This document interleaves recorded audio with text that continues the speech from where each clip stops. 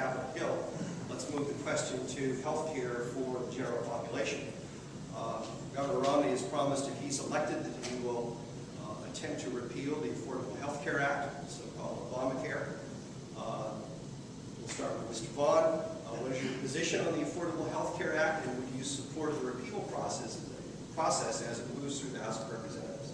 I always like to point out something first. It's always easy to throw out and speak about Congress. So let's just make sure everybody understands two things. Congress has two houses. There's the House side of the representatives, and there's the Senate side. You always have to have two, just like a mayor. You have two to make a mayor, and you're never going to make one with only one talking one or the other. So you got to make sure that both houses work together, which is sad that we haven't seen it for some time. The Affordable Care Act, anybody in America who thinks we didn't need some kind of health care reform has never had to go to the doctor or deal with these things. That's true.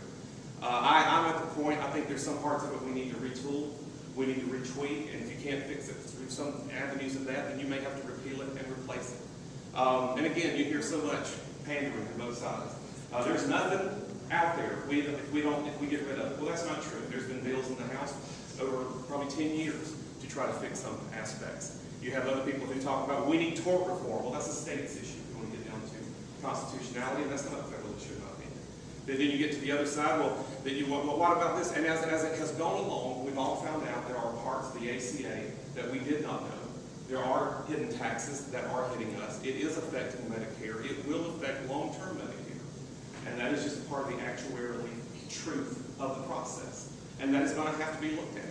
And the part that bothers me in the ACA, you ever been in like a homeowners association meeting and, the first homeowner put the plan right here, and now all of a sudden it's become something that we can't touch, we can't move, we can't change because that's the memorial to that person. After a while, you have to move the plan if it doesn't serve the purpose. And when it doesn't serve the purpose, you have to make certain changes. And that's just understandable. And I think for anybody to come to the ACA and look at it as if it is some pristine mandate that is unrighteous to look at changing, tweaking, or repealing. Congressman Johnson talked about no child left behind. I agree, repeal it. Everybody thought it was a great idea, it sounded good, we're going to create, and we've all found out since the process of time, it's not worked the way everybody thought it would. We've learned. And that is one of the great beauties of our system. We have a process whereby laws are created, they are enacted, they are enforced, and then when we learn the process of it, we can also tweak it, we can retool it, we can retweak it, or we can repeal it.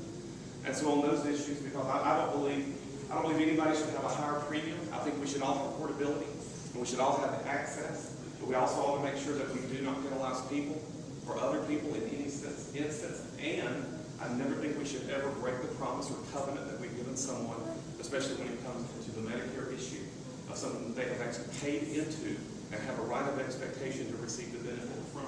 And there is a certain portion of Medicare which actually looks like it could have changes and limitations on your Medicare Part B. So there's some issues there that have to be addressed, will have to be addressed. And I would always encourage to address that. Thank you. Thank you.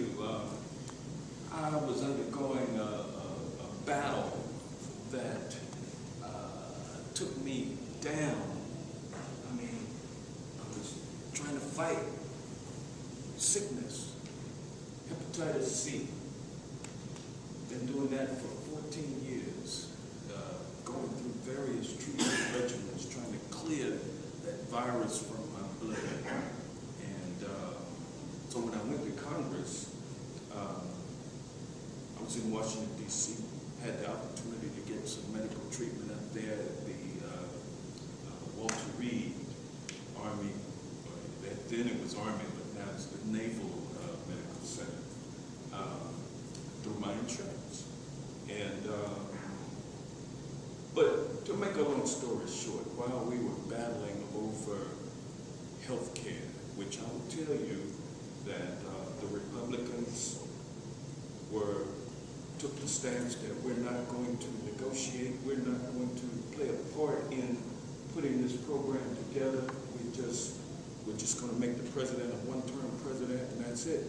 We're not going to participate in anything that would benefit the people. So we had Democrats reaching across the aisle to try to solicit input. No input was forthcoming. So we put the plan together. The Blue Dog Democrats watered everything that the Progressive Democrats wanted to do down. So we ended up coming to a point where we reached a happy median. And it's called the Affordable Care Act, also known as Obamacare. It results in 34 million more people having access to the healthcare system. Here I was sick, getting treatment, have insurance, and I'm fighting for those who don't or who did not. I was privileged to be able to be a fighter for those who had not what I had, but deserved just as much of an opportunity to be saved as I. And I believe that healthcare in the richest nation known to man on this planet, the reason why people don't have it here like they do in all of the other industrialized nations of the world is because of the insurance companies. Now, insurance profits going way up, sky high, bonuses to the big wigs, premiums going up, and your ability to get care being cut. So, you know, what is the way to keep healthcare costs down is to cut those benefits going to the shareholders and to the corporate people, multi-million-dollar bonuses, somebody making $13 million a year. That's healthcare money that should be spent on healthcare. So what the Affordable Care Act does is put the reins on the insurance companies, makes them spend at least 80% of your premium dollar on your health care. And by opening it up to 30 million more Americans by making eligibility for Medicaid, giving it a higher bar so that more people qualify, you are actually doing a great job of taking care of the people of this nation. It's not the corporations, it's the people of this nation. So just to recap, you would not vote to repeal, No. and you would vote to repeal parts of the act, is that right? And I would always vote to make sure the average American citizen doesn't ever have to pay excessive premiums, which we are looking at having to do. So we will have to reach where we can repeal if we can. And if I might, $1.3 billion returned this year by insurance companies for violating that 80% rule. That's money that goes in your pocket. There's no hidden taxes in the healthcare system, in the Affordable Care Act. None of that. And Medicare was actually strengthened. It was not hurt. Benefits will continue at the same level. So I just want to make sure everybody understands that. Would you like another 30 seconds? The only thing I'm going to say is anybody's healthcare insurance premiums going down? Yeah. You are? Yeah. See, I've got 3 of mine. Okay. So, Now they went up only 4% this year. They were going up 10, 12% per year before the Affordable Care Act kicked in. And so it's had an effect, and it's been good for your pocketbooks. That's great. Thank you. We're going to take one more question, then we'll have close the things. Okay. Final question is, various candidates for office talk about amending the Constitution of the United States for a variety of political reasons. Amendments have to pass through the House of Representatives. Are there any constitutional amendments that you agree with or advocate? I think we're starting with Yeah, I think we immediately need a constitutional amendment to allow for the legislative branch to put controls on the so-called First Amendment rights of corporations to affect political campaigns. That was an issue that was decided in the U.S. Supreme Court by the Citizens United case that was brought to the court on a issue that was not, that the court chose to push aside and decide another issue, whether or not a corporation has a First Amendment right. That's something that they had been looking for a case to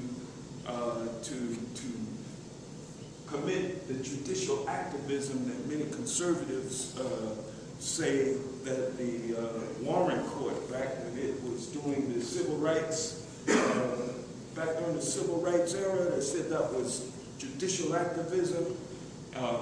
We haven't had the Warren Court. We've had the Berger Court.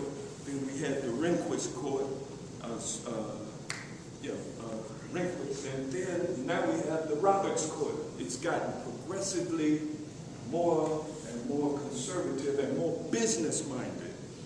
And so what we have is a situation where corporations now, with a pocket full of money, can come in and spend as much of that as they deem necessary. Stuart Adelson, I'm going to give y'all $100 million to defeat Obama. The Koch brothers, we're going to give y'all $400 million, and we're going to put $5 million into the states here and $5 million over there. These corporations, along with the people that they support, other millionaires who they're putting in office, are stealing your government. They're stealing the government. And the U.S. Supreme Court was a big enabler with the Citizens United case. They control the patterns of thinking. They control the media. They control the messages that you get. So you're being taught to hate your government, don't want government, but keep your hands off of my Medicare, by the way. I mean, we are all confused people, and we're pointing fingers at each other saying that, well, you're black, you Hispanic, immigration, homosexuals, you know, we're lost on the social issues, abortion, contraception. And these folks are setting up a scenario where they're privatizing every aspect of our lives as we know it. And so, wake up. Wake up. Let's look at what's happening. We need a constitutional amendment to allow the legislature to control the so-called free speech rights of corporations. And how we will get there is through fundamental tax reform, removing these loopholes from these corporations who don't need them. Thank you, Congressman. Mr. Martin. Constitution, I'll address a couple things.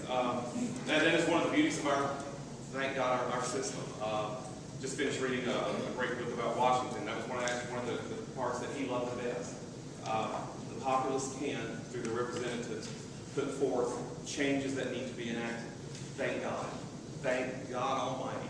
Because one of the things that actually almost stopped the Constitutional Convention and the formation of our country was the absence of the Bill of Rights and then a number of the other past constitutional amendments later. I'm going to just point out a couple of things. If that is something that is dear to Congressman Johnson's heart, I think you ought to fight for it in the House. On the other side to it, I'm going to be fair to everybody. That's my job. I have to approach everybody on equal footing in a church. If you're going to throw and speak things bad about the Koch brothers, you have to talk about George Soros. You can't have one and not speak on the other. It's fundamentally unjust. And so to also sit and say and begin to have that argument that there are so many things out there that are affecting, that is true. And those things need to be made sure that I actually say this, I don't mind saying hard things, sometimes I don't win friends, but I really believe sometimes some of the problems in our country are our fault. We haven't been progressive or proactive enough and mad enough and to send a fax and to do an email and to do a Skype or a Twitter and to hold the feet to the fire. One of my greatest, I think, plans of winning office, I will, number one, I'm still going to pastor my church, so if something I do you don't like, just come to my church parking lot and catch me on the way out and we'll have a conversation. But I want to have constitutional or congressional committees that are constituencies that I actually need. But one of the other side too is, it's great to strongman argument that we need to make sure that we get corporate money out of the political campaign. Now, I'm going to make a mistake. I'm doing this because I feel led to do it. I want to serve people. My church is a little bit of everything when it comes to people mix. We're an interdenominational church, and I think that's the way God intended it. I love what I call the bouquet of life. I think that's great. But, you know, I'm a small-timer. Never ran for Congress, never ran for anything. I think to this day we've raised about $37,000. It's all been private. I've not received any PAC money, any union money, any major money. You can pull an FEC report at FEC.gov, and for someone who preaches from the platform and preaches from the soapbox that we shouldn't let that corporate money invade the congressional committee process, the congressional election process, shouldn't take 86% of their contributions over the last cycle from those groups. And there's only 2 candidates here. And I'm not saying that to be harsh or mean or critical.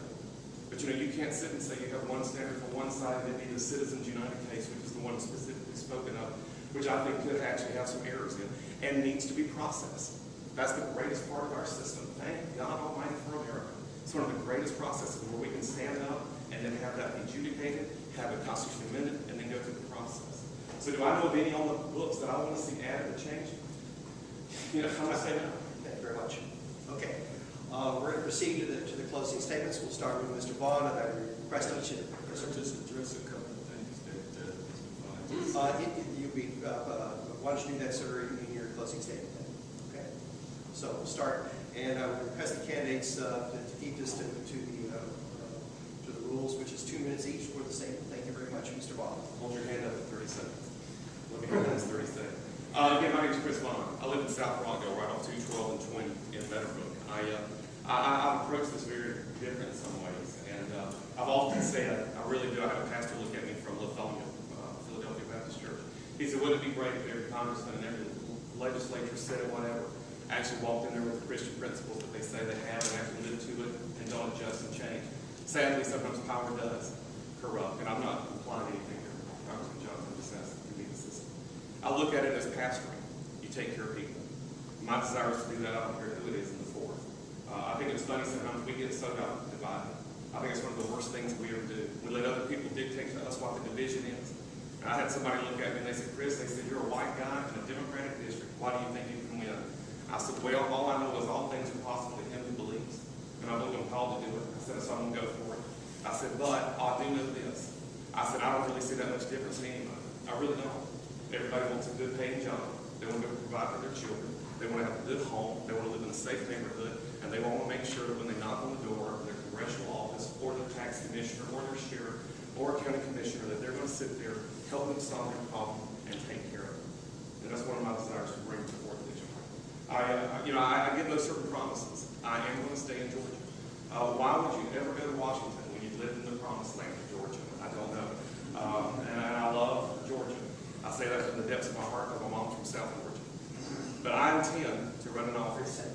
I intend to run an office that is very constituently focused and is always at heart to the people of the 4th District. And so I would appreciate your vote.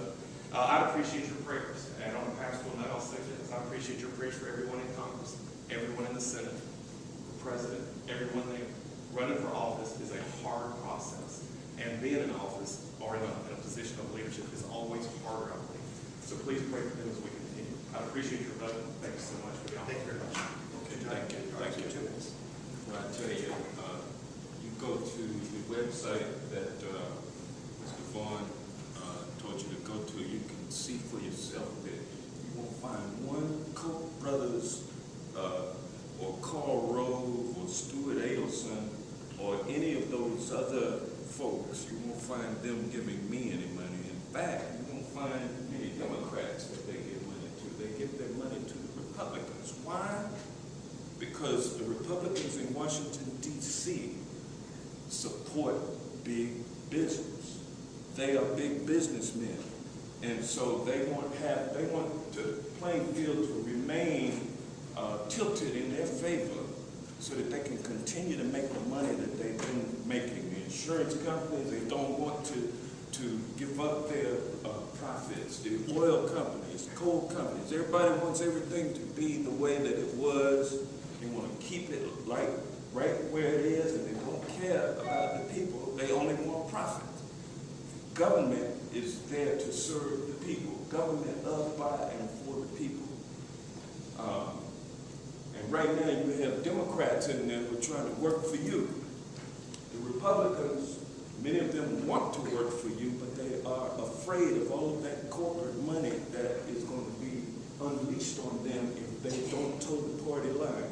And the same thing will happen to my opponent, Mr. Vaughn, when he becomes, if he should ever become representative of this district, he will fall in line with the Republicans. They want to change your Medicare, turn it into, they eliminate the guarantee, turn it into a voucher system, and wash their hands of it. They want to cut Medicaid funding, where you have people, 65% of the people in nursing homes get Medicaid. Why would you want to cut 1/3 of that and give it to the states in a block grant? And why would our governor not want to accept $36 billion from the federal government to up our meager requirement for being eligible for Medicaid in this state, so that more people could have what I have and what many of you have, which is insurance, an ability to go to the doctor. You know, so I'm fighting for you all. I think my record is strong. You've seen what I've done. We've brought back millions of dollars to Rockdale County, the city of Conyers. We'll continue to do those things. Thank you for your support. Please.